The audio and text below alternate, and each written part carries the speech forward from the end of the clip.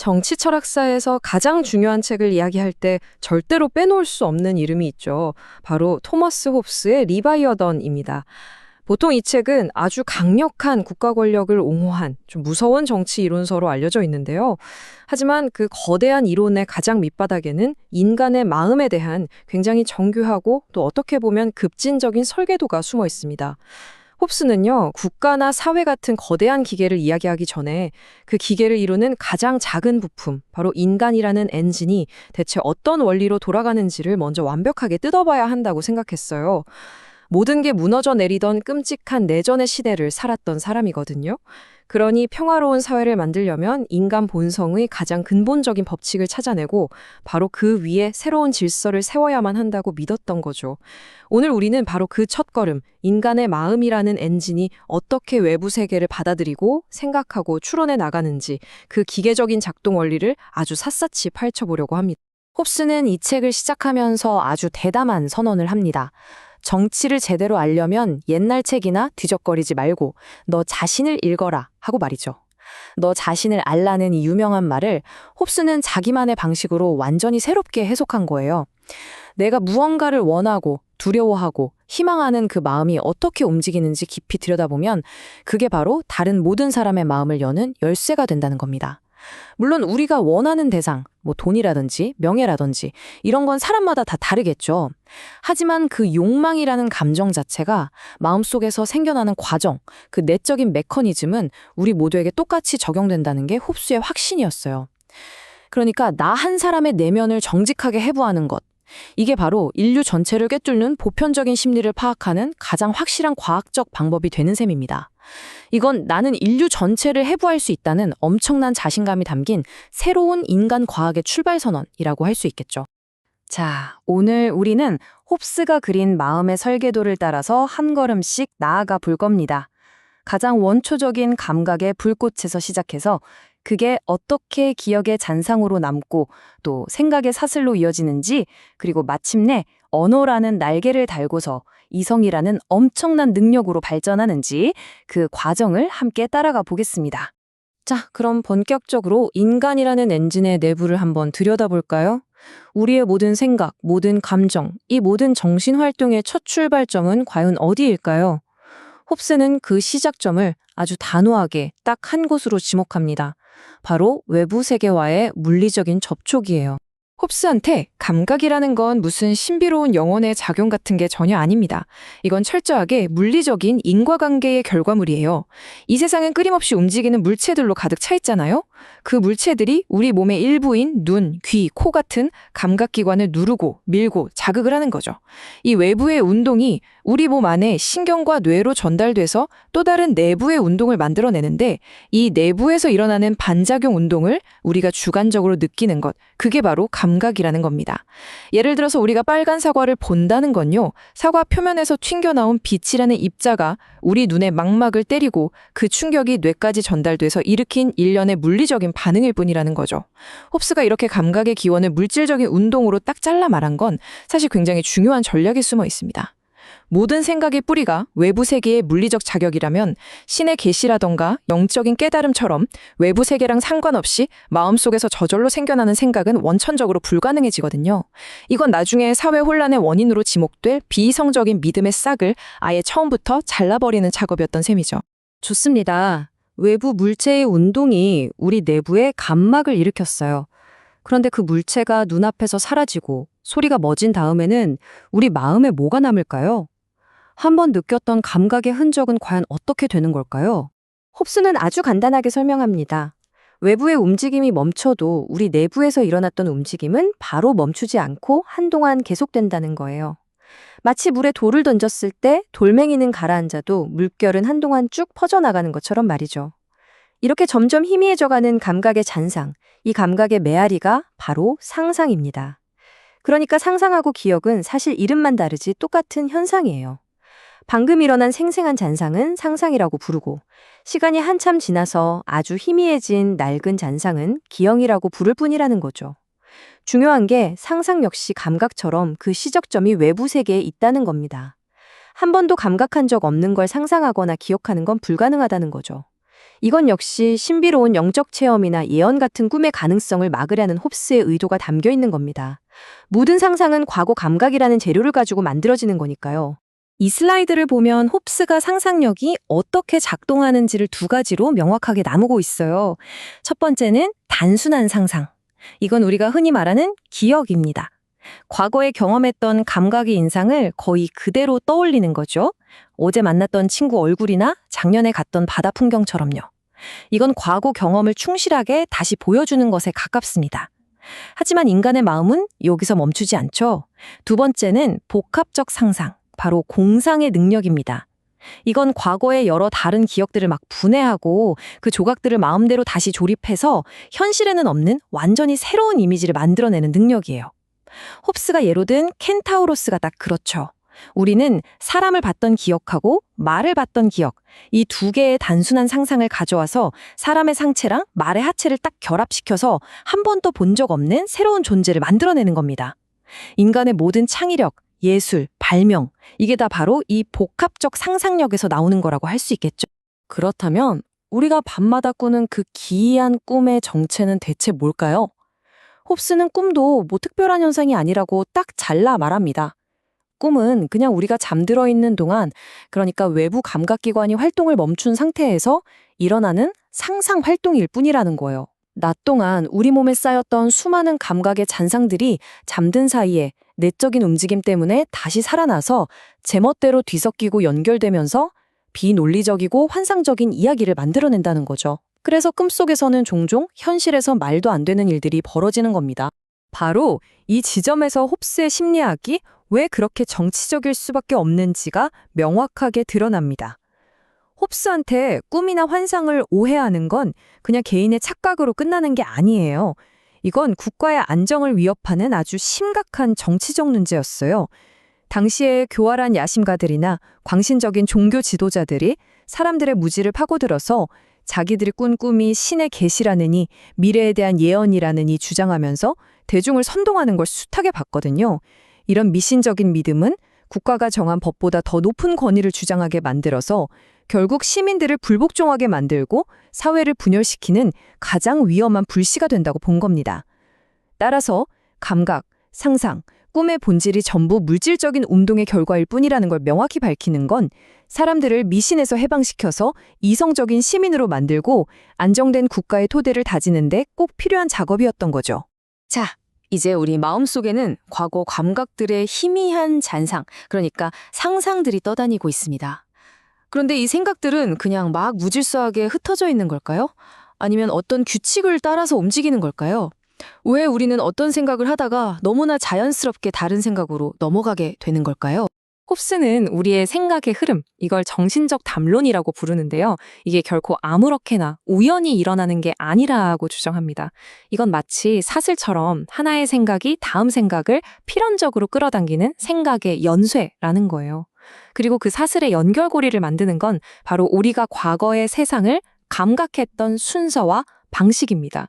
예를 들어서 우리가 A라는 물건이랑 B라는 물건을 항상 같이 봤다면 나중에 A를 떠올렸을 때 B도 같이 떠올릴 확률이 굉장히 높다는 거죠.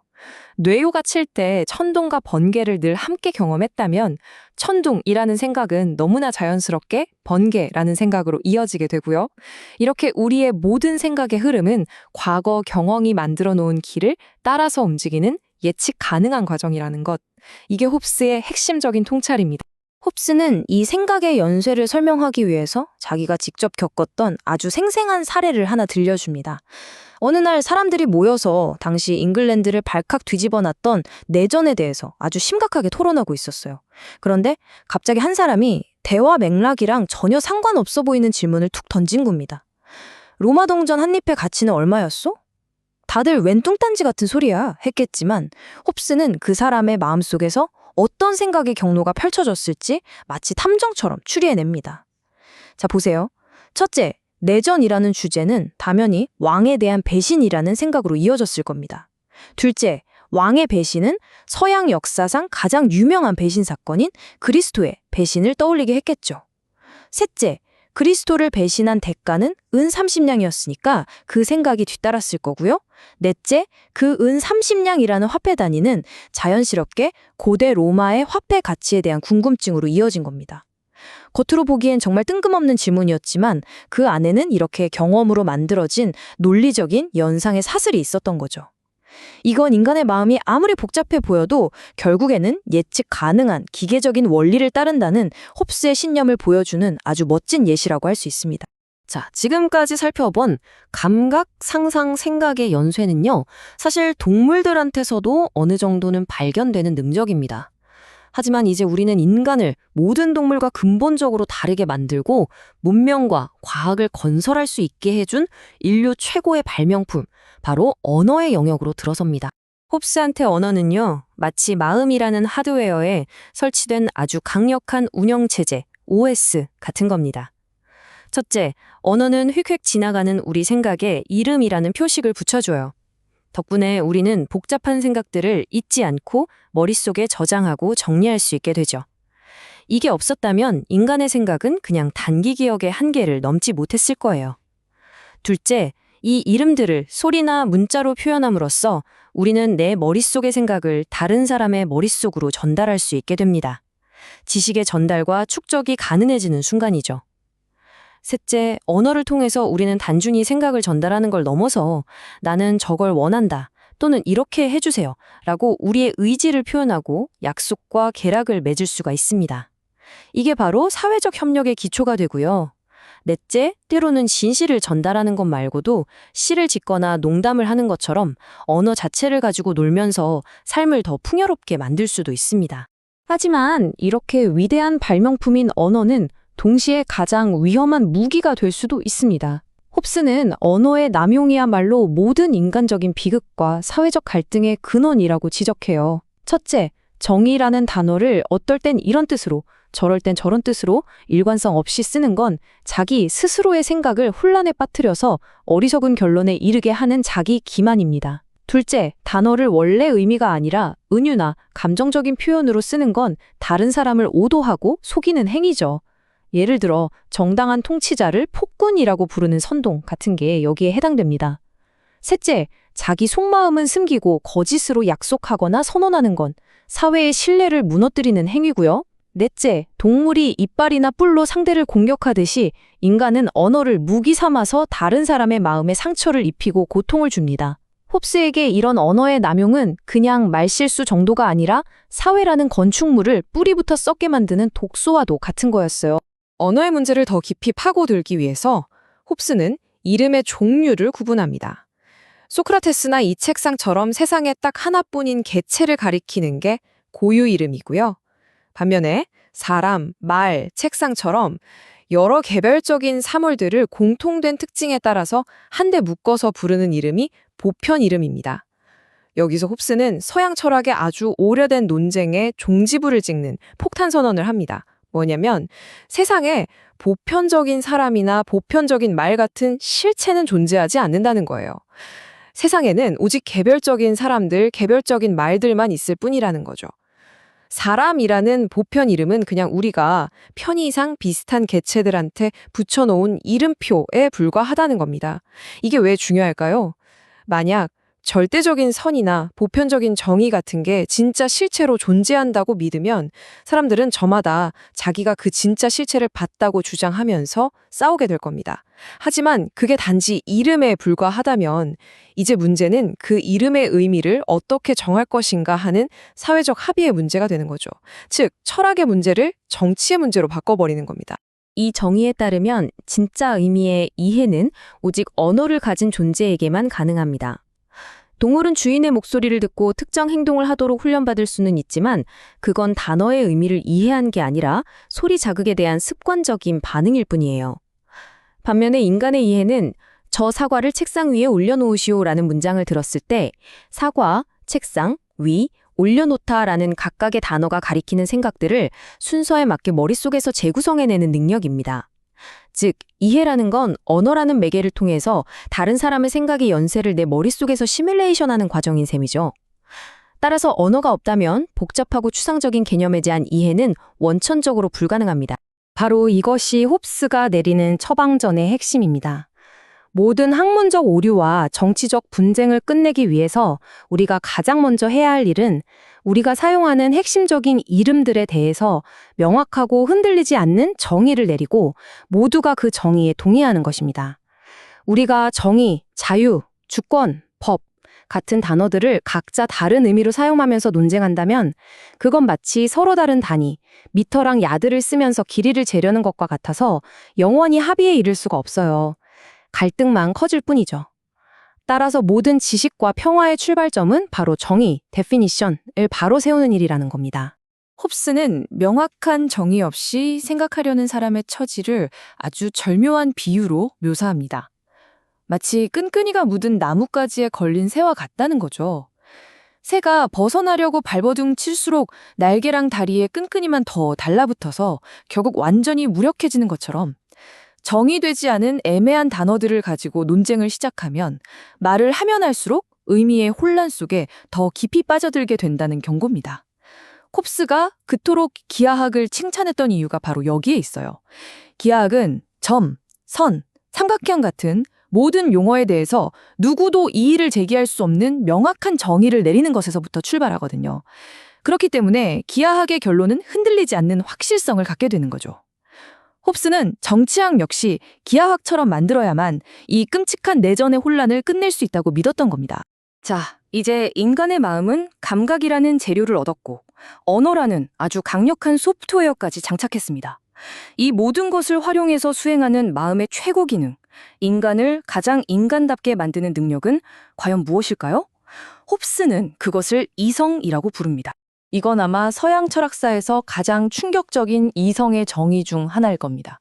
홉스한테 이성은 무슨 신성한 영혼의 빛이라거나 진리를 직관하는 신비한 능력이 절대 아니에요. 이성은 그냥 계산하는 능력일 뿐입니다.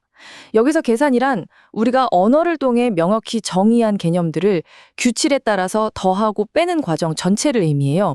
마치 주파나를 튕기거나 계산기를 두드리는 것처럼 이성은 개념들을 조작하는 논리적인 연산 과정에 불과하다는 거죠.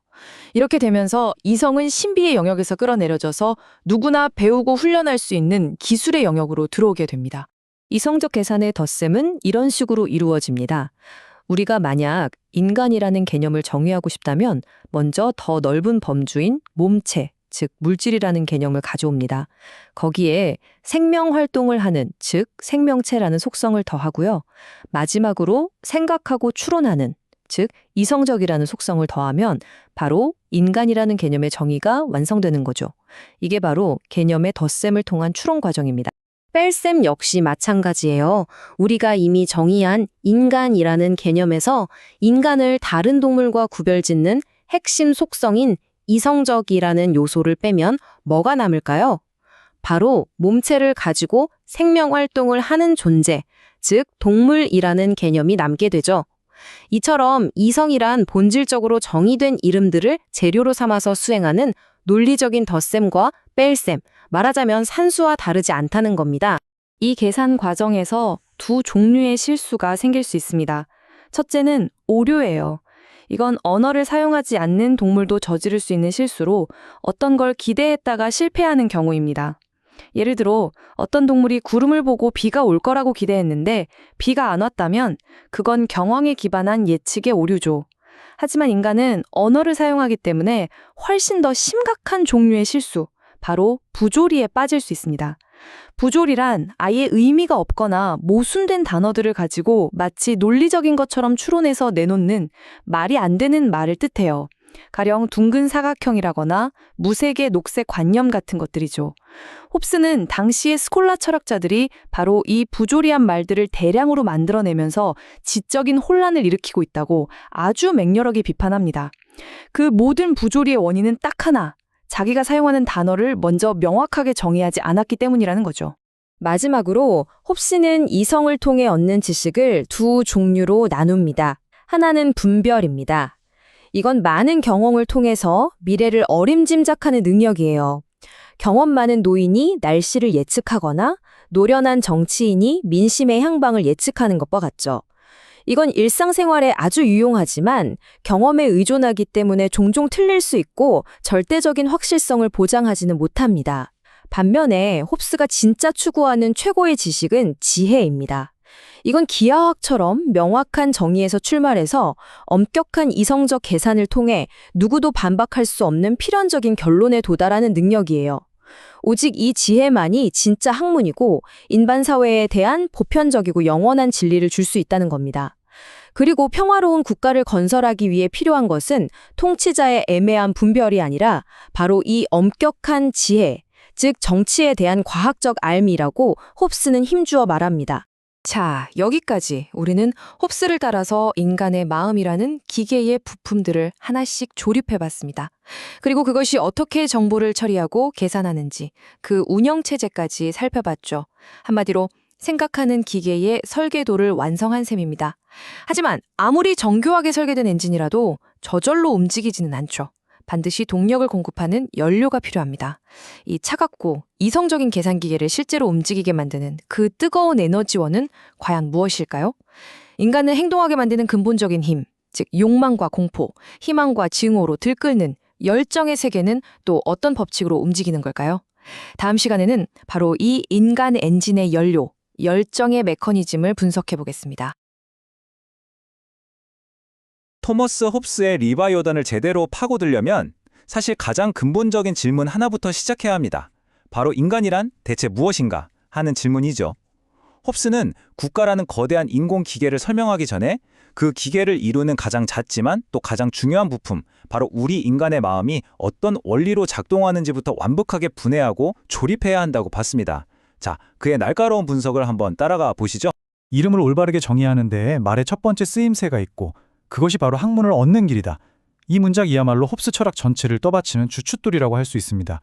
그러니까 사회를 제대로 이해하려면 먼저 우리가 생각하고 소통하는 도구인 말부터 철저하게 점검해야 한다는 거예요.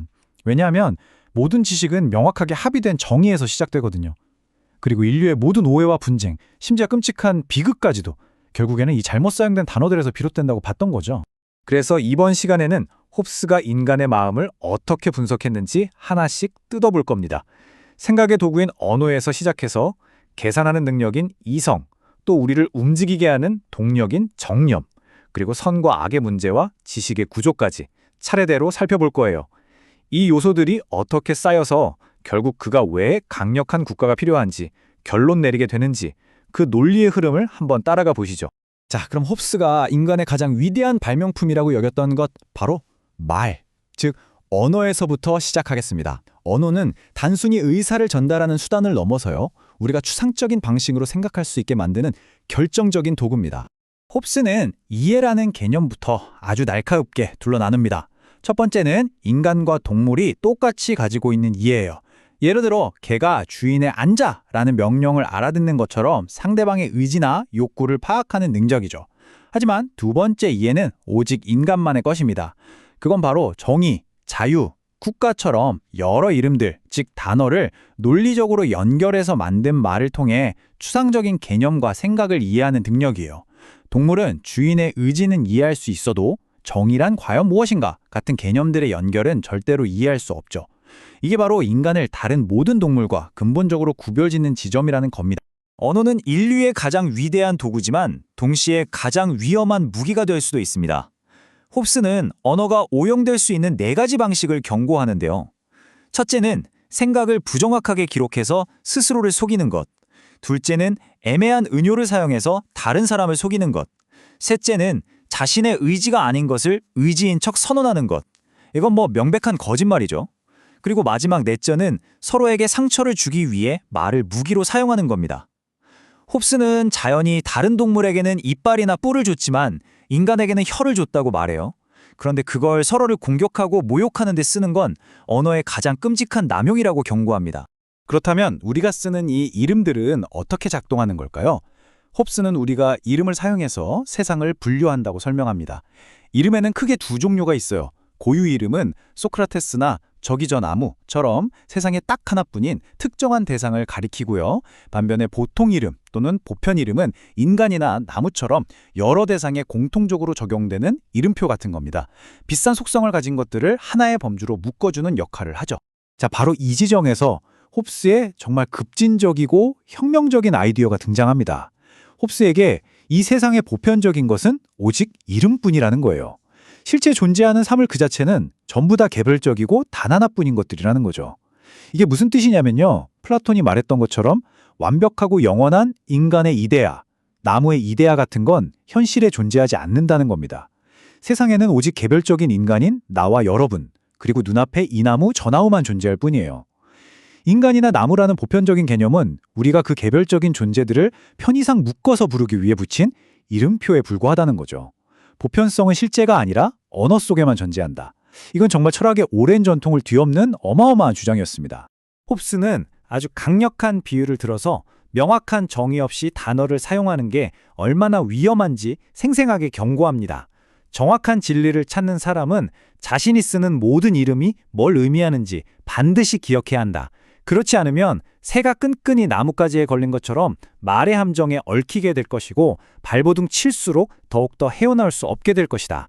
마치 새가 끈적끈적한 덫에 걸려서 허우적대는 것처럼 정의되지 않은 모호한 단어들은 우리의 생각을 돕는 도구가 아니라 오히려 우리의 사고를 혼란 속에 가둬버린다는 겁니다.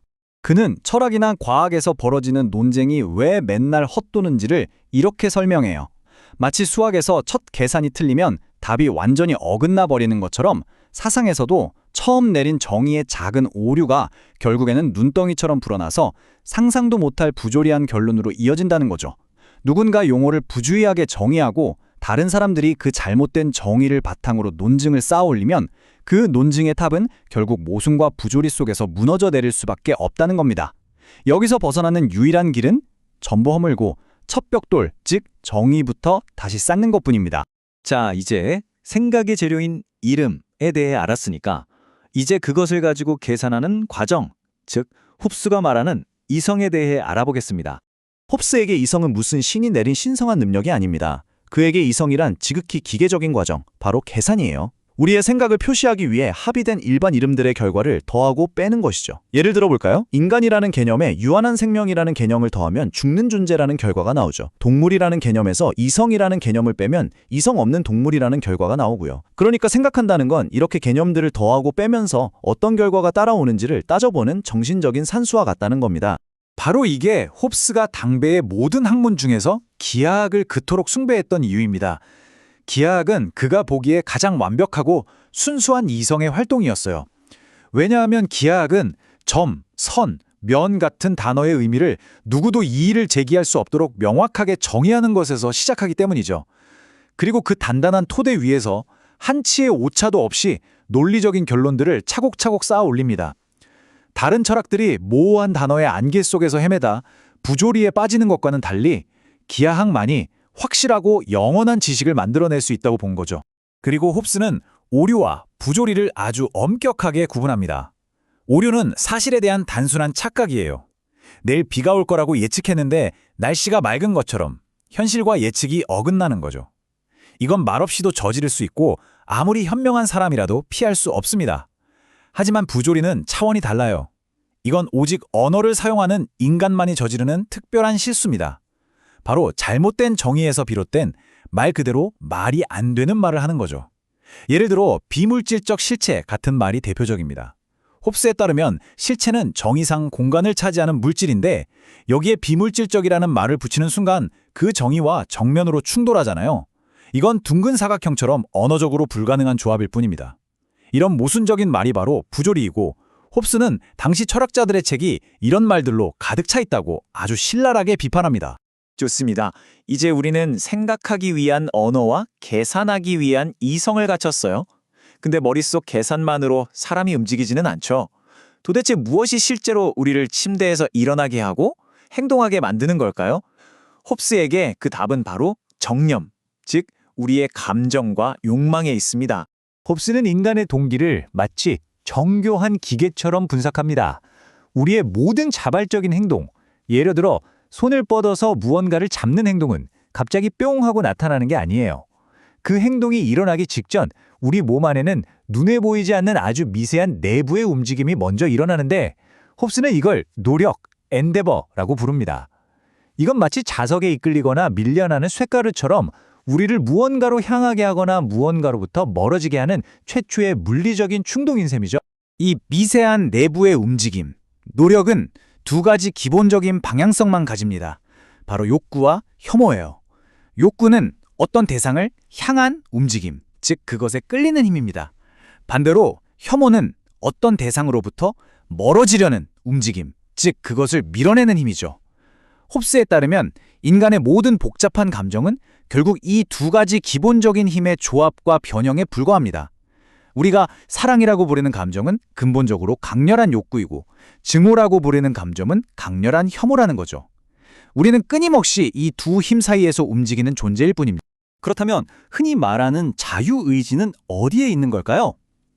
홉스의 이 기계 안에는 자유의지라는 신비한 부품이 들어갈 자리가 없습니다. 그가 말하는 숙고라는 건 어떤 행동을 할지 말지 결정하기 전까지 우리 마음속에서 벌어지는 욕구와 혐오, 희망과 공포의 총합, 그러니까 내적인 줄다리기일 뿐이에요. 그리고 의지란 그 치열한 싸움에서 최종적으로 승리해서 우리를 행동으로 이끄는 마지막 욕구나 마지막 혐오에 우리가 붙인 이름에 불과하다는 거죠. 즉, 의지는 자유로운 선택이 아니라 가장 강한 정념의 필연적인 결과라는 겁니다. 인간의 마음을 언어, 이성, 정념이라는 부품으로 조립한 홉스는 이제 가장 위험하고 논쟁적인 결론으로 나아갑니다. 바로 수천 년간 이어져 온 도덕의 개념, 선과 악에 대한 완전한 재정의입니다. 어떤 사람의 욕구나 욕망의 대상이 되는 것이 무엇이든 그것이 바로 그가 자신의 입장에서 선이라고 부르는 것이다. 그리고 그의 증오와 혐오의 대상이 되는 것이 바로 악이다. 이 문장은 서양 철학사에서 가장 충격적인 문장 중 하나일 겁니다.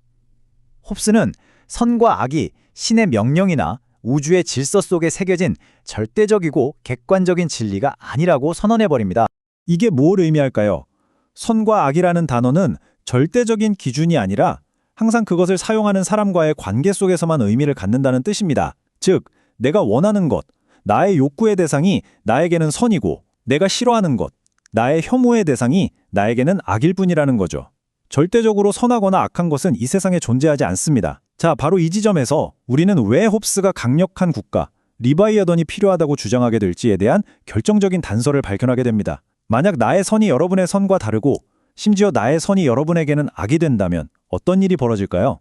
그곳은 끝없는 갈등과 투쟁의 장이 될 수밖에 없겠죠. 자, 마지막으로 이 모든 능력들, 즉 언어, 이성, 정념이 결합해서 어떻게 다양한 지적 능력과 지식 체계를 만들어내는지 살펴보겠습니다. 홉스는 지혜를 두 종류로 나눕니다. 첫 번째는 분별이에요. 이건 많은 경험에서 나오는 실용적인 지혜입니다. 과거의 경험을 토대로 미래를 예측하는 능력이죠. 마치 수많은 전투를 겪으며 살아남은 노련한 병사가 직감적으로 위험을 감지하는 것과 같아요. 반면에 지혜는 많은 학문에서 나옵니다. 이건 명확한 정의에서 출발해 논리적으로 구축된 결과에 대한 지식입니다. 전술학교에서 체계적으로 전략을 배운 장군처럼 후천적으로 습득된 과학적 지식이죠. 홉스는 경험에서 오는 분별도 물론 유용하지만 오직 정의와 이성에서 오는 학문적 지혜만이 확실하고 보편적인 지식을 줄 수 있다고 믿었습니다. 그리고 그는 모든 지식을 두 가지 범주로 명쾌하게 정리합니다. 첫째는 사실에 대한 지식. 이건 우리의 감각과 기억을 통해 얻는 무엇이 있었다에 대한 절대적인 지식입니다. 법정의 목격자에게 요구되는 지식이 바로 이거죠. 둘째는 결과에 대한 지식, 즉 학문입니다. 이건 만약 A라면 그러면 B이다 라는 조건적인 지식이에요. 예를 들어 만약 어떤 도형이 원이라면 그러면 그 원 위의 모든 점은 중심으로부터 같은 거리에 있다와 같은 명제들의 논리적 연결을 아는 거죠. 학문은 개별 사실들을 아는 게 아니라 진술들 사이의 필연적인 관계를 아는 것이고 이것만이 홉스가 추구했던 불변의 확실성을 제공합니다. 이 편은 모든 것을 하나의 체계로 설명하려 했던 홉스의 웅장한 비전을 압축적으로 보여줍니다. 그에게 모든 지식은 결과들의 거대한 나무와 같아요. 자연 철학은 물체와 그 운동의 결과로부터 물리학이나 천문학 같은 학문들을 낳고 인간이라는 특수한 존재의 결과로부터 윤리학과 논리학을 낳습니다. 그리고 마침내 시민 철학은 인간들이 모여 만든 공동체, 즉 국가의 결과로부터 주권자와 시민의 권리와 의무를 탐구하죠. 홉스의 비전 속에서 모든 지식은 자연에 대한 연구에서 시작해 결국 정치에 대한 연구로 이어집니다. 그리고 이 모든 것은 올바른 이성을 통해 하나의 체계로 파악할 수 있다는 정말 대단히 야심찬 생각이었죠. 이것이 바로 홉스가 우리 앞에 펼쳐놓은 근본적인 문제입니다. 그는 이기적인 정념에 따라 움직이는 계산하는 기계로서의 인간을 그려냈어요. 그리고 그 기계에게 선과 악은 지극히 주관적인 욕망과 혐오의 다른 이름일 뿐입니다. 그렇다면 이런 존재들이 한 곳에 모여 산다면 과연 어떤 일이 벌어질까요? 서로의 욕망이 격렬하게 충돌하고 나의 선이 당신의 악이 되는 세상. 그런 세상은 과연 어떤 모습일까요? 그것이 바로 홉스가 우리를 이끌고 가는 다음 장소이자 우리가 다음 시간에 탐구하게 될 무서운 질문입니다. 인류 역사상 가장 영향력 있는 정치 철학서 중 하나로 꼽히는 책이죠. 토머스 홉스의 리바이어던입니다. 이 책은 국가란 대체 뭘까? 그리고 우리는 왜 때로는 우리의 소중한 자유까지 포기하면서 국가에 복종해야 하는 걸까?처럼 우리 모두가 한 번쯤 던져봤을 법한 아주 근본적인 질문들에 대해 홉스만의 대담하고도 냉철한 답변을 담고 있습니다. 자, 한번 진지하게 상상해 보시죠. 만약 내일 아침 눈을 떴는데 우리를 지켜주던 모든 법과 규칙, 경찰과 군대가 그냥 한순간에 싹 사라져버린다면 여러분은 생존을 위해 무엇을 하시겠습니까? 이건 그냥 영화에나 나올 법한 상상이 아니에요. 이게 바로 토머스 홉스가 평생에 걸쳐 해결하고자 했던 철학적 과제 그 자체였습니다. 홉스는 이처럼 가장 원초적이고 어쩌면 끔찍하기까지 한 질문에서 출발해서 우리에게 왜 강력한 국가, 즉 리바이어던이라는 존재가 필연적으로 필요한지를 논증해 나갑니다. 홉스가 내놓은 리바이어던이라는 이 거대한 처방전을 제대로 이해하려면요. 먼저 그가 인간 본성에 대해 내린 냉철한 진단부터 살펴봐야 합니다. 그는 인간의 마음속 가장 깊은 곳을 파고들어서 우리를 움직이는 근원적인 동력이 과연 무엇인지 그 숨겨진 작동 원리를 낱낱이 파헤칩니다. 홉스가 매너에 대해 이야기할 때 이거 우리가 흔히 생각하는 식사 예절이나 공손한 태도 이런 걸 말하는 게 전혀 아닙니다. 그는 인간이라는 존재가 사회 속에서 어떻게 상호작용하는지 그 운영체제 자체를 해부하고 있는 거예요. 그러니까 무엇이 인간을 평화롭게 공존하게 만들고 또 무엇이 그들을 끊임없는 갈등으로 몰아넣는가 그 근본적인 성질, 일종의 심리적 프로그램을 탐구하는 거죠. 바로 이 문장, 이게 바로 홉스가 발견한 인간을 움직이는 가장 강력한 엔진입니다. 여기서 말하는 권력에 대한 욕망은요, 단순한 탐욕과는 차원이 좀 달라요. 홉스에게 이건 지금 내가 가진 걸 지키는 걸 넘어서서 앞으로도 계속 만족스러운 삶을 살 수 있도록 보장해줄 그 수단을 끊임없이 확보하려는 아주 합리적인 충동입니다. 즉, 죽는 순간까지 미래의 안위를 걱정하고 대비하려는 끝없는 욕구인 셈이죠. 지금 당장 배부른 것만으로는 절대 만족할 수 없는 거예요. 내일도 모레도 내가 죽는 날까지 배부를 수 있다는 보장을 원하는 겁니다. 홉스한테 권력이란 미래의 이익을 얻는데 도움이 되는 현재의 모든 수단을 의미합니다. 그 형태는 굉장히 다양해요. 부나 친구처럼 눈에 보이는 것부터 시작해서 평판이나 설득력 같은 눈에 보이지 않는 자산까지 전부 포함되죠. 사람들의 호감을 사는 좋은 외모도 권력이고 다른 사람을 내 뜻대로 움직이게 하는 웅변술도 권력입니다. 심지어 당시에는 소수만 이해했기 때문에 작은 권력이라고 불렀던 과학기술조차도 홉스는 미래의 이익을 가져다 줄 수 있는 분명한 권력의 한 형태로 봤습니다. 자, 그럼 생각해 보세요. 모든 인간이 이렇게 끊임없이 더 많은 권력을 추구하는 존재인데 이들을 통제할 아무런 규칙도 심판도 없는 세상이라면 과연 어떤 모습일까요?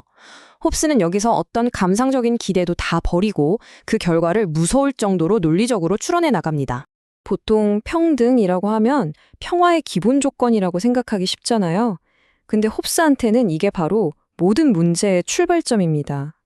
왜냐하면 아무리 힘이 센 사람이라도 잠든 사이에는 가장 약한 사람에게 살해당할 수 있고 아무리 지혜로운 사람이라도 속임수에 넘어갈 수 있거든요.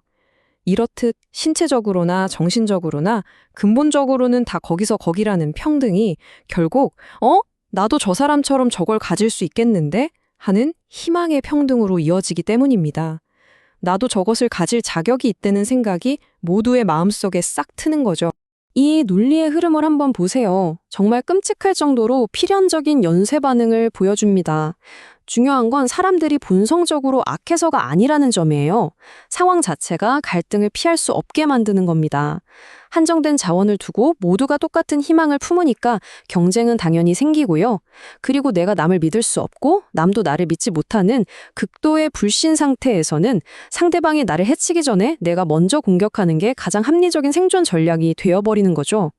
이것이 바로 홉스가 그린 자연 상태의 비극적인 모습입니다. 이건 군극의 자유이지만 동시에 가장 끔찍한 자유이기도 합니다. 옳고 그름도 없고 정의와 불의도 존재하지 않아요.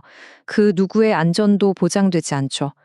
오직 내 생존을 위해 필요하다고 판단되면 다른 사람의 물건을 빼앗는 것은 물론이고 그의 목숨을 빼앗는 것까지도 나의 권리가 되는 세상입니다.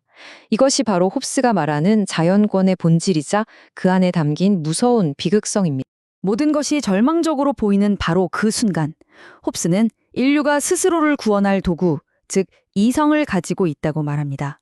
이 끝없는 공포와 죽음의 위협 속에서 우리의 이성이 이 끔찍한 만인에 대한 만인의 투쟁 상태에서 벗어날 길을 알려주는 내면의 낮춤반처럼 작동하기 시작한다는 거죠. 여기서 자연법이라는 건 무슨 신이나 초월적인 존재가 내려준 신비로운 명령 같은 게 아닙니다. 이건 생존을 위한 지극히 합리적인 자기보전의 규칙이에요. 우리 자신의 이성을 통해서 발견할 수 있는 일종의 생존 지침서 같은 거죠. 야, 이렇게 서로 죽고 죽이다간 다 같이 망한다. 평화를 찾는 게 결국 너의 생존에 가장 유리해. 누가 당하기 싫은 일을 남에게 하지 않는 게 가장 안전한 길이야. 이렇게 이성의 우리에게 속삭이는 목소리, 그게 바로 자연법입니다. 홉스는 여기서 아주 중요한 구분을 제시합니다. 바로 권리와 법의 차이인데요. 권리는 무엇이든 할 수 있는 자유에 관한 것이고 법은 해서는 안 될 것을 규정하는 의무에 관한 것입니다. 홉스에게 이 둘은 마치 저울의 양끝과 같아서 하나를 얻으면 다른 하나는 포기해야만 해요. 모든 것을 할 수 있는 절대적인 자유와 타인으로부터 안전을 보장받는 의무, 이 둘을 동시에 가질 수는 없다는 거죠. 그래서 이성은 우리에게 이 혼돈에서 벗어날 명확한 두 가지 원칙을 제시합니다.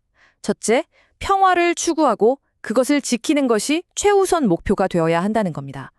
하지만 평화를 얻을 수 없다면 그때는 모든 수단을 동원해 자신을 방어할 권리 또한 포기해서는 안 되죠. 그리고 둘째, 평화를 얻는 유일한 길은 다른 사람들도 동의한다는 전제 하에 내가 모든 것에 대해 가졌던 그 무제한적인 자유, 즉 자연권을 내려놓는 겁니다. 이건 남이 나에게 해주기를 바라는 대로 남에게 행하라는 홉스식 버전이라고 볼 수 있겠네요. 자, 권리를 서로 내려놓겠다는 이 상호 합의, 홉스는 이걸 계약이라고 부릅니다. 이것이야말로 인간이 그 비참한 자연 상태에서 벗어나서 문명 사회로 나아가기 위한 그야말로 위대한 거래의 시작점인 셈이죠. 이건 그냥 단순한 약속을 넘어서는 구속력 있는 계약입니다. 홉스는 심지어 강도에게 목숨을 위협받아서 돈을 주기로 한 약속조차도 자연 상태에서는 유효하다고 말할 정도니까요. 그만큼 계약의 무게를 강조하는 건데, 근데 우린 잘 알죠. 그 계약을 강제할 수 있는 힘이 없다면 어떤 약속도 결국 공허한 메아리에 불과하다는 걸요. 지켜지지 않을 계약은 아무런 의미가 없습니다. 결국 문제는 신뢰입니다. 우리 모두를 감독하고 처벌할 더 높은 권위체가 없는데 대체 어떤 어리석은 사람이 먼저 자신의 유일한 방어 수단인 모든 것을 할 수 있는 권리를 내려놓겠어요? 내가 먼저 약속을 지켰는데 상대방이 배신하고 나를 공격하면 그걸로 모든 게 끝이잖아요. 말뿐인 약속은 이래서 너무나도 연약한 겁니다. 바로 이 문장이 핵심적인 딜레마를 정확히 꿰뚫고 있습니다. 자연 상태를 벗어나기 위해서는 모두를 구속하는 계약이 필요한데 그 계약이 진짜 효력을 가지려면 계약 위반자를 처벌할 수 있는 강력한 힘, 즉 검이 필요하다는 거죠. 하지만 자연 상태에는 바로 그 모두를 복종시킬 수 있는 공통의 검이 존재하지 않습니다. 완전히 딜레마의 순환에 빠진 겁니다. 이로써 우리는 홉스 논증의 클라이맥스에 도달합니다. 바로 모든 사람이 약속을 지키도록 강제할 수 있는 거대한 인공적 권력의 창조. 이 끝없는 불신의 딜레마를 해결할 유일한 방법은 우리 모두를 압도하는 하나의 힘, 성서에 나오는 거대한 바다 괴물의 이름을 딴 리바이어던, 우리 손으로 직접 만들어내는 것입니다. 홉스는 여기서 아주 예리한 질문을 하나 던지고 스스로 답합니다. 잠깐, 벌이나 개미 같은 다른 생물들은 별도의 강제 권력 없이도 본성적으로 사회를 이루고 조화롭게 잘 살지 않나? 대체 무엇이 우리 인간을 그토록 특별하고 문제적인 존재로 만드는 걸까? 하고 말이죠. 정말 역설적이게도 우리를 가장 인간답게 만드는 바로 그 특성들, 즉, 더 높은 명예를 향한 야망, 기존의 질서를 비판하고 더 나은 것을 상상하는 이성, 그리고 선과 악을 논하며 사람들을 선동할 수 있는 복잡한 언어 능력, 바로 이것들이 우리가 자연적으로 평화롭게 사는 것을 방해한다는 겁니다. 벌이나 개미에게는 공동의 이익과 개인의 이익이 일치하지만 인간은 끊임없이 타인과 자신을 비교하며 경쟁하잖아요. 따라서 인간 사회의 조화는 자연적으로 주어지는 게 아니라 반드시 의식적이고 인공적인 노력을 통해 만들어져야만 한다는 결론에 이릅니다. 그 인공적인 해결책은 정말이지 급진적이고 전적인 집단 행동입니다. 이건 그냥 단순한 동의나 합의가 아니에요. 우리 각자의 힘과 판단력, 즉 자용권을 주권자라는 단 하나의 실체에게 완전히 이전하고 양도하는 행위입니다. 나는 나 자신을 다스릴 권리를 이 사람 또는 이 합의체에게 양도한다. 단, 당신 또한 당신의 권리를 그에게 똑같이 양도하고 그의 모든 행동을 인정한다는 조건 하에서 라는 그런 상호 계약이 필요한 겁니다. 이 계약의 구조가 정말 독특합니다. 이건 이미 존재하는 통치자와 국민이 맺는 계약이 아니에요. 애초에 통치 권력 그 자체를 창조하기 위해 모든 개인이 다른 모든 개인과 맺는 수평적인 계약입니다.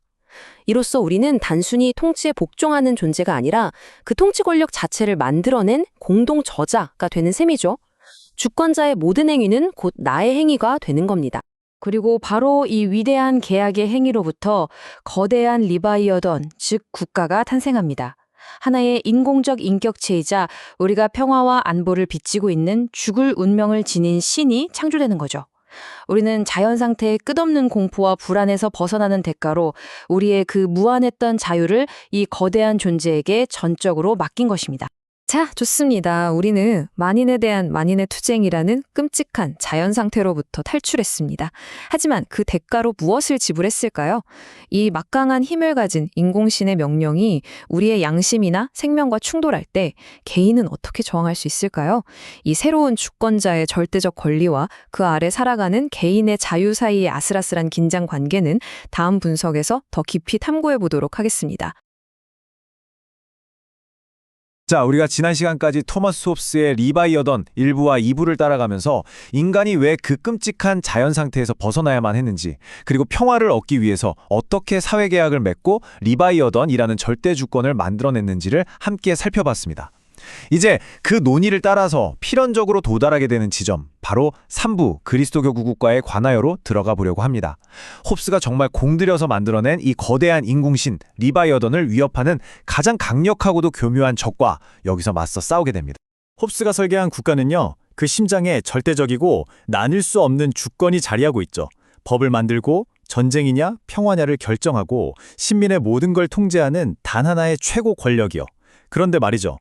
만약에 이 주권자 위에 또 다른 권위가 있다고 사람들이 믿기 시작하면 어떻게 될까요? 이 땅의 왕이 아니라 저 하늘의 왕을 섬겨야 한다. 국가의 법보다는 신의 법을 따라야 한다. 이런 목소리가 점점 커진다면 과연 국가는 어떻게 될까요? 이건 그냥 권력 다툼 수준의 문제가 아닙니다. 국가의 존립 자체를 뿌리부터 흔드는 충성심의 분열이라는 아주 근본적인 문제죠. 왜냐하면 사람은 두 명의 주인을 동시에 섬길 수는 없으니까요. 홉스한테 이건 절대 그냥 책상머리에서 나온 상상이 아니었어요. 자기 조국 잉글랜드가 왕당파와 의회파로 갈라져서 정말 피비린내 나는 내전을 치르는 걸 두 눈으로 똑똑히 봤거든요. 그는 이 끔찍한 전쟁의 겉으로 보이는 원인, 그러니까 왕과 의회가 서로 권력을 차지하려고 싸우는 그 이면에 훨씬 더 깊은 분열이 있다는 걸 꿰뚫어 본 겁니다. 그게 뭐였냐면 바로 국가의 영혼을 차지하려는 두 주인의 싸움이었어요. 눈에 보이는 세속의 군주, 그리고 눈에 보이지 않는 신의 대리인을 자처하는 종교 권력, 이 둘 사이의 싸움 말이죠. 종교적인 믿음이 정치적인 무기가 되는 순간 국가는 밖이 아니라 안에서부터 무너져 내린다는 걸 홉스는 정말 뼈저리게 체험했던 겁니다. 문제의 핵심은 바로 영적 권위라는 주장. 다시 말해서 이 땅의 왕국 말고 저 하늘에 보이지 않는 신의 왕국이 따로 존재한다는 생각입니다. 이 보이지 않는 왕국은요, 지상의 주권자만큼이나 아니 어쩌면 그 이상으로 사람들에게 충성을 요구하죠. 이 생각이 왜 위험하냐? 사람들 마음속에 제2의 정부, 일종의 유령 정부를 세우기 때문입니다. 이 유령 정부는 지상의 법과 충돌하는 자기들만의 법을 가지고 있고요. 지상에서 받는 처벌보다 훨씬 더 무서운 영원한 벌을 무기로 사람들을 복종시키려고 하죠. 결국 시민들은 누구 말을 들어야 할지, 누구에게 충성해야 할지 모르는 극심한 혼란에 빠져버리고 마는 겁니다. 자, 이 표를 보시면 그 딜레마의 구조가 한눈에 들어옵니다. 왼쪽 지상의 왕국은 눈에 보이는 주권자가 다스리죠. 명확한 법을 통해서 복종을 요구하고 이걸 어기면 감옥에 가두거나 사형을 시키는 식의 현세적인 처벌을 내립니다. 그런데 오른쪽 영적인 왕국은 보이지 않는 신이 다스리고 성경 같은 신성한 법을 통해 복종을 요구하죠. 이걸 따르지 않았을 때의 대가는 이 세상에서의 처벌과는 비교도 안 되는 영원한 지옥의 형벌, 바로 영원한 죽음입니다. 자, 여러분이 만약 평범한 신민이라면 이 두 명령이 정면으로 부딪혔을 때 어떤 선택을 하시겠어요? 잠깐의 삶의 고통과 영원한 고통 사이에서 당연히 많은 사람들은 보이지 않는 왕국의 명령에 더 큰 무게를 둘 수밖에 없겠죠. 이게 바로 홉스가 보기에 내전으로 가는 지름길이었던 겁니다. 홉스는 이렇게 충성심이 갈라지는 현상이 필연적으로 왕국 안의 왕국이라는 기형적인 상태를 만들어낸다고 진단했습니다. 이건 마치 한 나라 영토 안에 서로 다른 법과 권위를 주장하는 두 개의 정부가 같이 있는 거나 마찬가지예요. 이 두 왕국은 끊임없이 서로의 권위를 넘보면서 긴장감을 만들어내고 결국에는 각자 자기 왕국에 충성하는 파벌들을 만들어서 사회를 조각조각 내버립니다. 그리고 이 분열과 갈등이 어느 선을 넘어가는 순간 국가는 내전이라는 최악의 질병에 걸려 쓰러지고 마는 거죠. 자, 그렇다면 이 치명적인 질병을 어떻게 치료해야 할까요?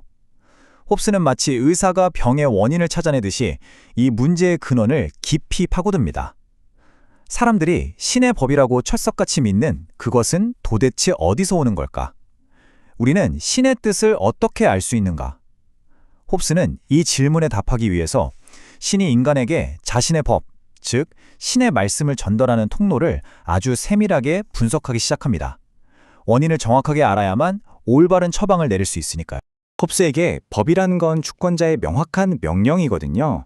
그러니까 신의 법 역시 우리에게 명확하게 알려져야만 법으로서 힘을 가질 수 있는 겁니다. 그래서 그는 신이 우리에게 말씀하시는 방식을 크게 세 가지로 나눕니다. 첫째는 모든 인간에게 들어있는 이성을 통해서 말씀하시는 방식이고요. 둘째는 어떤 특정 개인에게 직접 나타나는 감각적 경험, 즉 계시를 통해서. 그리고 셋째는 신의 말씀을 대신 전하는 예언자의 목소리를 통해서입니다. 자, 이제 홉스는 이 세 가지 통로를 하나씩 꼼꼼하게 검토하면서 과연 어떤 것이 공적인 법의 기초가 될 수 있는지 따져보기 시작합니다. 첫 번째, 자연 이성. 이건 우리 인간이라면 누구나 가지고 있는 능력이죠. 이걸 통해서 우리는 평화를 추구해야 한다, 계약은 지켜야 한다 같은 자연법을 발견할 수 있습니다. 이게 바로 보편적이고 확실한 신의 말씀이라는 거죠. 두 번째, 신의 계시. 이건 꿈이나 환상처럼 아주 지극히 개인적인 경험이에요. 내가 어젯밤 신의 계시를 받았다고 주장해봤자 다른 사람이 그걸 확인할 방법이 없잖아요. 그러니까 이런 사적인 경험은 절대 모든 사람이 따라야 할 공적인 법이 될 수는 없습니다. 문제는 바로 마지막, 예언입니다. 예언자는 자기가 받은 사적인 계시를 공적인 메시지라고 선포하면서 다른 사람들에게 복종하라고 요구하거든요. 바로 이 지점에서 주권자의 권위와 충돌할 가능성이 생겨나는 겁니다. 바로 이 질문이 문제의 핵심을 찌릅니다. 누구나 자기가 예언자라고 하면서 신의 뜻을 전한다고 주장할 수 있잖아요. 만약 사회에 수많은 예언자들이 나타나서 저마다 다른 신의 계시를 외친다면 어떻게 될까요? 사람들은 누구 말을 믿어야 할지 혼란에 빠질 거고 각자 자기가 믿는 예언자를 따라서 패라 갈리고 파벌이 생기겠죠. 이건 결국 해석의 전쟁, 즉 또 다른 형태의 만인에 대한 만인의 투쟁으로 이어질 수밖에 없는 겁니다. 이런 혼란을 막기 위해서 홉스는 구약 성경을 근거로 진짜 예언자를 가려낼 수 있는 두 가지 기준을 제시합니다. 첫째, 자기 말이 신에게서 왔다는 걸 증명하는 기적을 행할 수 있어야 한다. 둘째, 그 가르침이 기존의 국가가 공인한 신앙과 어긋나지 않아야 한다. 하지만 홉스는 여기서 멈추지 않아요.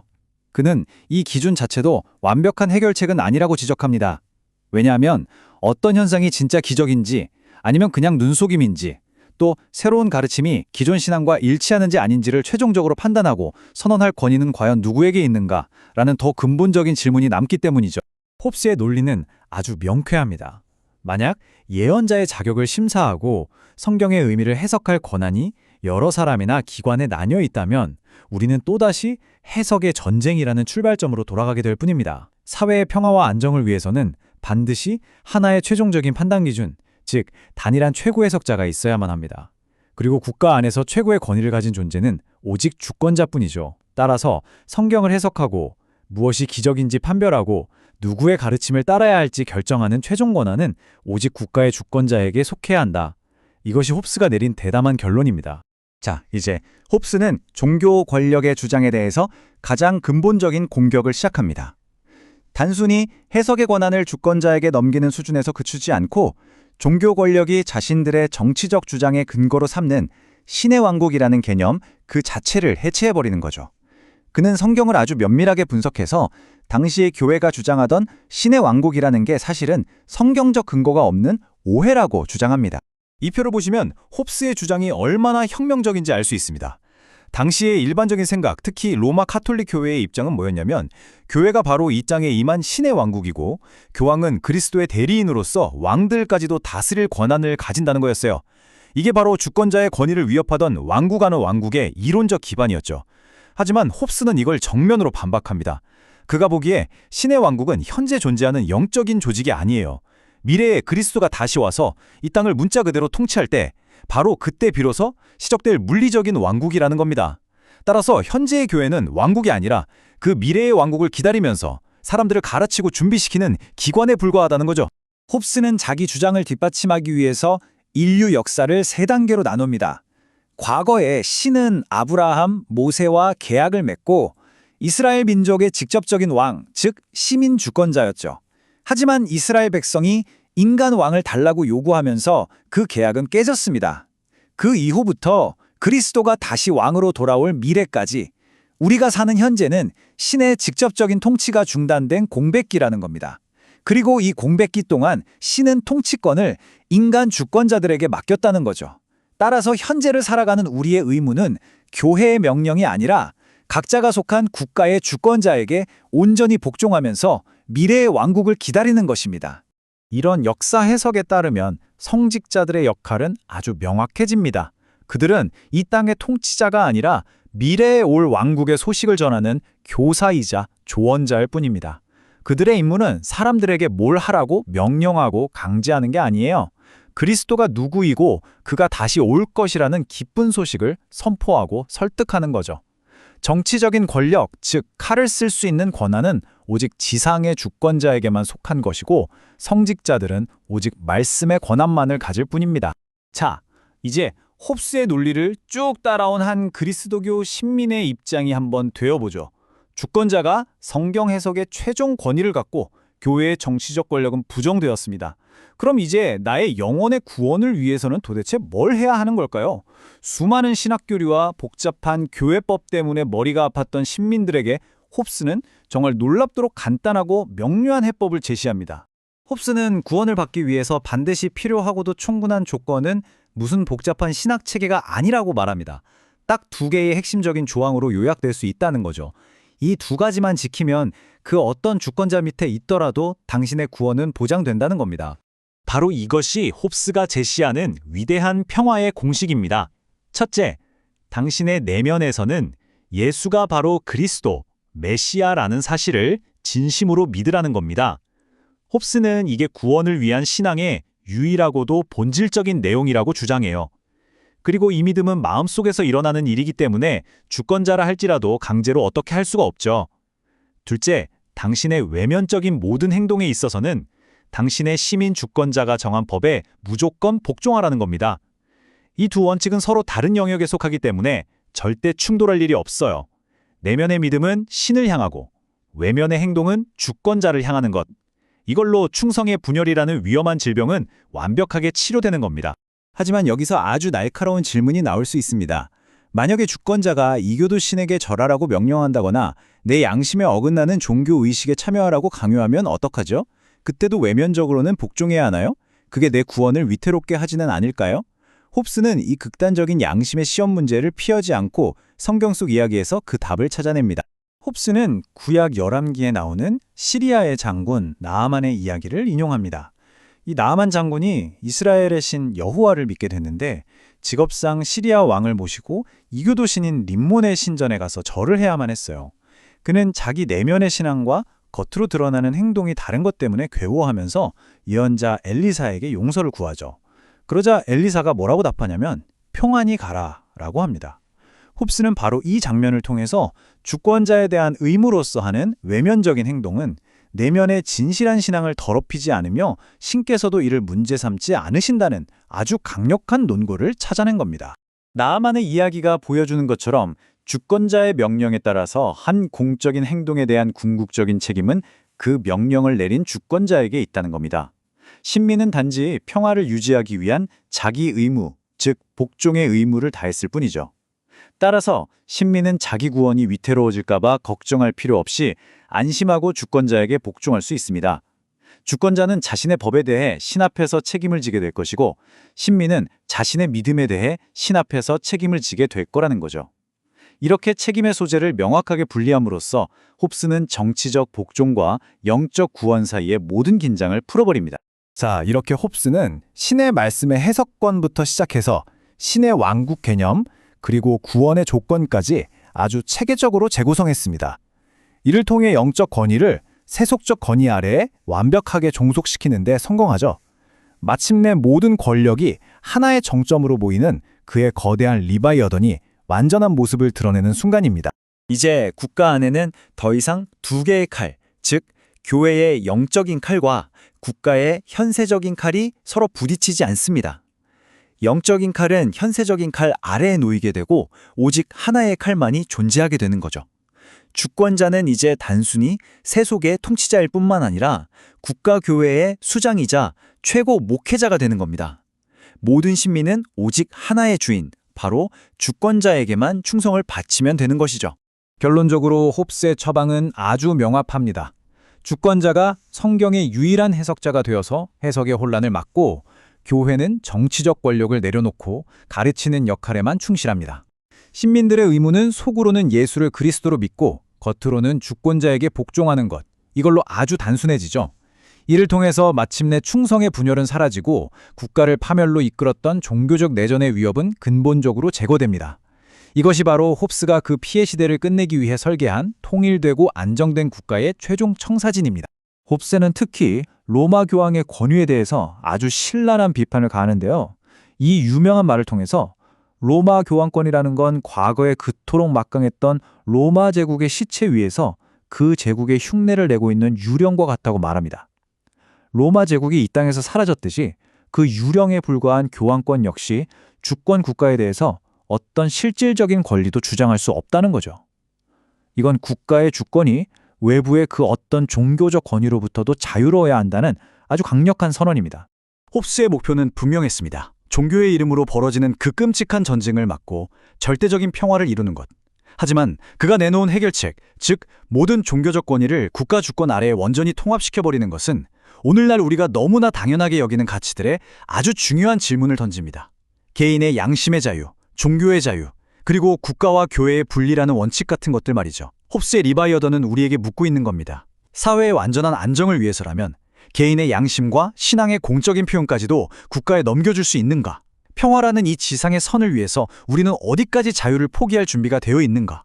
17세기의 이 거인이 던진 질문은 21세기를 살아가는 우리에게도 여전히 아주 묵직한 울림을 주고 있습니다. 자, 드디어 토머스 홉스의 대작 리바이어던의 마지막 부분에 도착했습니다.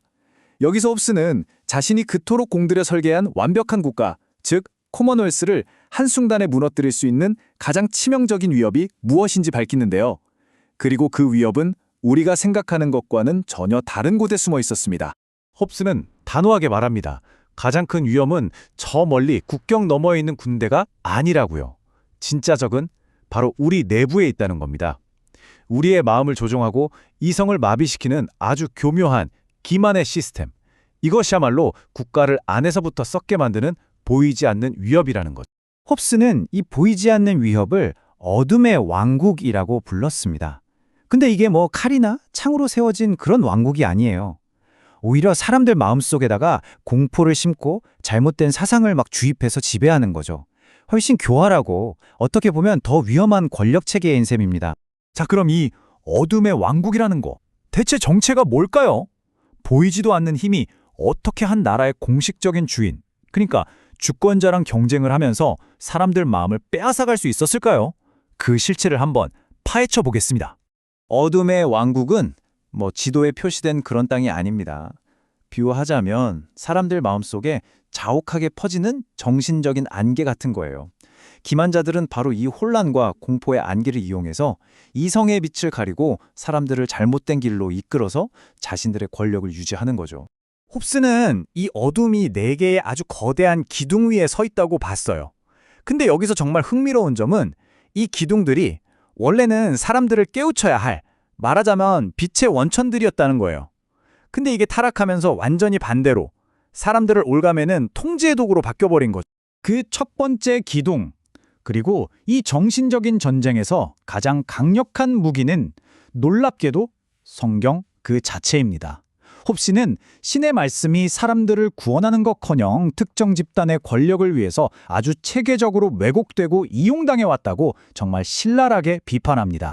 홉스에 따르면요, 성경에 대한 그 수많은 오해들 중에 가장 치명적이고 근본적인 오류가 딱 하나 있대요. 바로 이 질문에 대한 잘못된 대답에서 모든 게 시작된다는 겁니다. 신의 왕국은 과연 언제 어디에 존재하는가? 자, 당시 교회가 뭐라고 주장했는지 한번 보시죠. 그들은 신의 왕국이 바로 지금 우리가 발 딛고 서 있는 이 땅에 있는 교회 그 자체라고 가르쳤어요. 그리고 교황은 신의 대리인이니까 이 지상에서 절대적인 권력을 행사한다, 이렇게 주장했죠. 하지만 홉스는 성경을 딱 들이대면서 이걸 정면으로 반박합니다. 홉스가 해석하기에는 신의 왕국은 미래의 일이라는 거예요. 그리스도가 다시 올 때 그때 비로소 시작되는 거지, 지금 이 땅에 있는 교회는 통치기관이 아니라는 거죠. 바로 이 두 해석의 충돌, 이게 문제의 핵심입니다. 교회가 국가랑 동급이거나 심지어 그 이상의 권력을 주장하게 되니까 한 나라의 주인이 둘이 생긴 셈이잖아요. 이건 뭐 끝없는 내전과 갈등의 씨앗이 될 수밖에 없었던 거죠. 근데 권력 장악은 여기서 끝나지 않아요. 이제 사람들 마음속에 깊은 공포를 심어줘야 하잖아요. 그래서 동원된 게 바로 불멸의 영혼, 지옥에서 영원히 고통받는다는 이야기, 연옥 같은 교리들입니다. 죽음 이후의 세계까지 자기들이 통제한다고 하니까 성직자들은 사람들의 이승과 저승, 그 모두를 지배하는 정말 막강한 권력을 손에 쥐게 된 겁니다. 홉스는 한 걸음 더 나아가요. 이런 공포를 조장하는 교리들이 사실은 성경에 근거한 게 아니라고 주장합니다. 여기 표를 보시면요, 통제를 위한 교리는 영혼이 고통받을 수 있다고 말하잖아요. 근데 홉스는 성경을 보니까 불멸은 죽고 나서 부활할 때 주어지는 선물이라고 되어 있다는 거죠. 또 지옥이라는 것도 영원히 고통받는 장소가 아니라 그냥 두 번째 죽음, 그러니까 완전히 사라져버리는 걸 의미한다고 분석해요. 결국 홉스가 보기엔 이 영원이나 지옥에 대한 공포는요, 사람들로 하여금 눈에 보이는 국가의 법보다 보이지 않는 교회의 벌을 더 무서워하게 만들려고 아주 교묘하게 만들어낸 철학적인 발명품에 불과했던 겁니다. 자, 그럼 이런 궁금증이 생기죠. 사람들을 통제하는 이 교묘한 생각들이 성경에서 나온 게 아니라면 대체 어디서 온 걸까요? 홉스는 그 범인으로 아주 뜻밖의 존재를 지목합니다. 바로 고대 그리스의 철학자들이었습니다. 홉스는 아리스토텔레스 같은 고대 철학을 헛된 철학이라고 부르면서 엄청나게 비판해요. 왜냐하면 현실에 기반한 게 아니라 그냥 의미 없는 단어들 가지고 장난치는 거에 불과하다는 거죠. 근데 이런 텅 빈 철학이 왜 굳이 기독교 안으로 들어왔을까요? 홉스는 그 이유를 신비를 만들기 위해서라고 봐요. 보통 사람들은 도저히 이해할 수 없는 복잡한 개념을 만들어내야만, 자, 이건 우리만 해석할 수 있습니다 하면서 성직자들의 권위가 높아지기 때문이라는 거죠.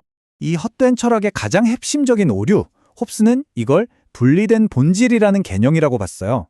이게 좀 어려운 말 같지만 쉽게 말하면 이런 거예요. 예를 들어 빨갛다는 성질이 빨간 사과랑 따로 떨어져서 혼자 존재할 수 있다고 생각하는 거예요. 무겁다는 성질이 돌멩이 없이 그냥 혼자 둥둥 떠다닐 수 있다고 생각하는 거죠. 홉스는 바로 이 생각이 모든 문제의 시작이었다고 본 겁니다. 생각해보세요. 이 본질이 분리될 수 있다는 어떻게 보면 사소해 보이는 생각의 오류 하나가 온갖 비상식적인 개념들을 낳게 됩니다. 예를 들면 몸은 없는데 영혼만 따로 존재한다. 즉 유령이 있을 수 있다는 생각. 또는 하나의 물건이 동시에 여기에도 있고 저기에도 있을 수 있다는 그런 주장들 말이에요. 이런 개념들은 현실 세계에서는 전혀 말이 안 되잖아요. 하지만 기적을 설명하고 성직자들의 신비로운 권위를 세우는 데는 이보다 더 유용한 게 없었던 거죠. 그래서 홉스는 중세 신학자들, 이른바 스콜라학자들을 이렇게 비판합니다. 그들은 애초에 계산이 잘못된 작은 숫자들을 가지고 그걸 계속 더해서 엄청나게 큰 숫자를 만들려고 했다는 거예요.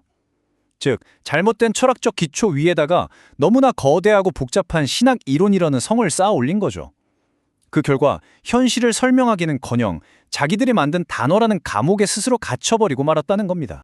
자, 이제 무기가 뭔지, 그리고 그 무기가 어디서 왔는지까지 다 확인했죠?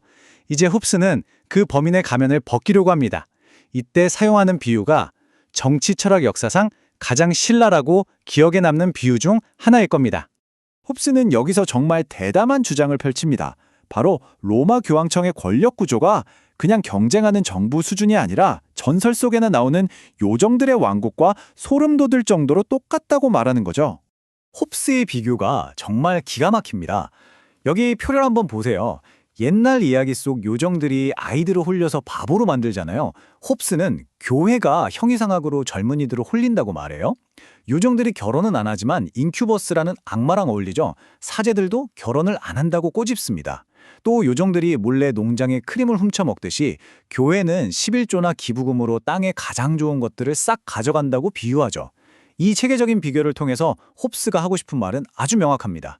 교회의 그 영적인 권력이라는 거 사실 실체도 없는 환상이고 사람들, 특히 무지한 사람들을 이용해서 현실 세계의 부와 권력을 얻으려는 미신에 불과하다. 딱 이겁니다.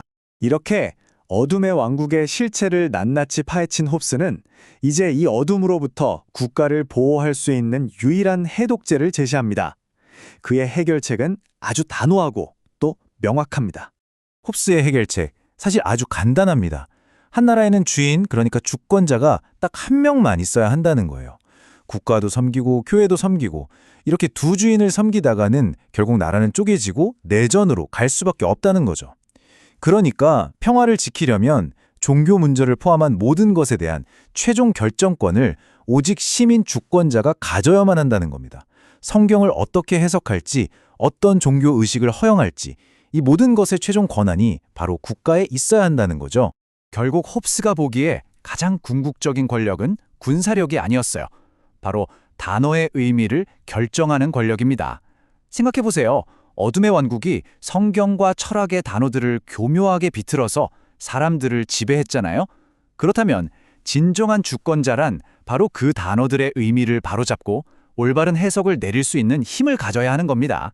왜냐하면 바로 이 해석의 힘이야말로 사람들의 생각을 만들고 궁극적으로는 그들의 행동을 이끌어내기 때문이죠. 그래서 홉스가 우리에게 던지는 마지막 메시지는 바로 이겁니다. 우리가 진짜로 복종해야 할 대상은 보이지 않는 힘을 내세우면서 지배하려는 그런 권력이 아니라는 겁니다.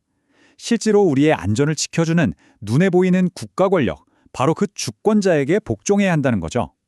우리가 평화를 위해서 맺은 사회계약은 바로 이 땅의 주권자와 맺은 것이고 이 계약을 위협하는 그 어떤 영적인 권위도 결국은 우리 모두의 평화를 깨뜨리는 적일 뿐이다 라는 겁니다. 그리고 이 지점에서 우리는 홉스 철학 전체를 관통하는 아주 근본적이면서도 영원한 딜레마와 마주하게 됩니다. 선동과 내전이라는 어둠에서 벗어나기 위해서 우리는 과연 양심의 자유를 국가에게 희생해야만 하는 걸까요? 이 질문은 17세기에 그랬던 것처럼 오늘날 우리에게도 여전히 유효한 질문으로 남아 있습니다.